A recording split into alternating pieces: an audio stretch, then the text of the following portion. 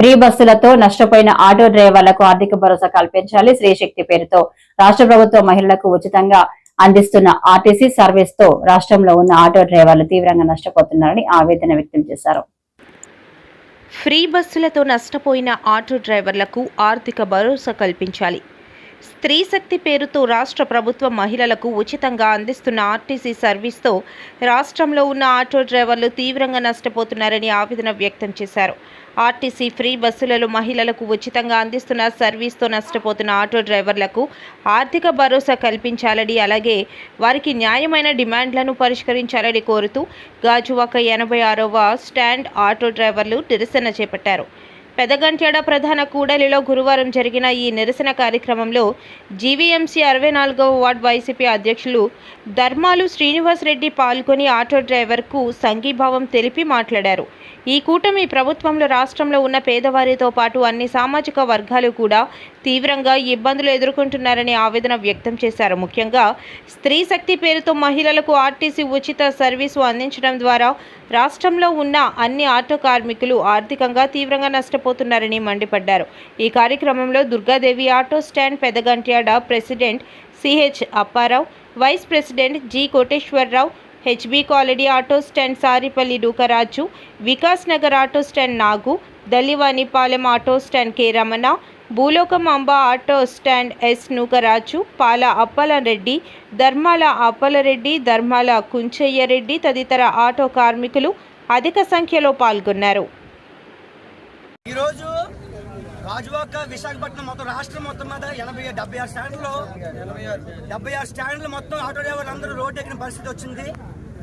ప్రభుత్వం నుండి ఎటువంటి ఉపాధి లేకపోవడం వల్ల ప్రతి ఒక్కరు కూడా ఇంజనీరింగ్ చదివిన కుర్రోళ్ళు కూడా ఈరోజు ప్రతి ఒక్కరు ఆటో డ్రైవర్లు వేసుకుని ఆటోలు నడిపించే పరిస్థితి రోడ్డు మీద ఉంది.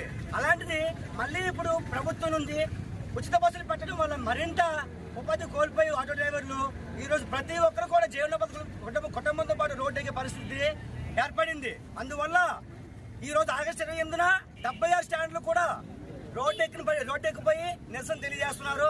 ప్రతి ఒక్కరు కూడా జీవనోపాధి లేక ఉపాధి కోల్పోయి జీవనోపాధి లేక కుటుంబంతో పాటు రోడ్డు ఎక్కిన పరిస్థితి వచ్చిందంటే ప్రభుత్వం నుంచి ఎటువంటి హామీ లేకుండా ఎటువంటి ఉపాధి లేకపోవడం వల్లనే.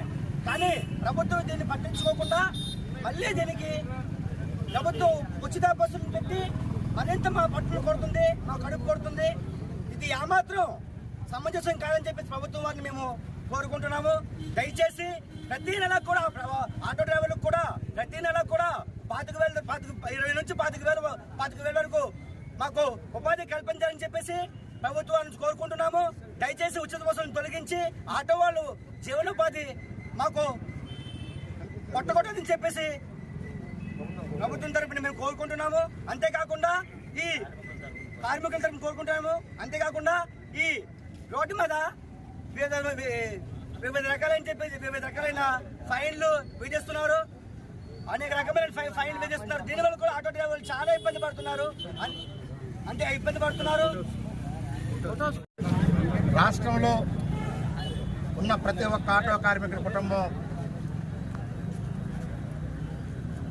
ఆగామగోచరంగా తయారైంది. మనం చూస్తున్నాం, ప్రభుత్వం వచ్చి 14 నెలలు కావస్తున్నా కూడా గత ప్రభుత్వంలో ఆటో డ్రైవర్లకి సంవత్సరానికి 10,000 చొప్పున వేసినప్పటికీ కూడా ఉచిత బస్సు సౌకర్యం లేనప్పటికి కూడా వాళ్ళ జీవన గమ్యానికి చేరుకోవడం చాలా కష్టం. అలాంటిది ఇప్పుడు ఈ యొక్క రాష్ట్రంలో ఆటో డ్రైవర్ ఏ ఒక్క ఆటో డ్రైవర్ కూడా స్త్రీ శక్తికి వ్యతిరేకం కాదు. మీరు పెట్టుకోండి, ఉచిత బస్సు కాదని లేదు.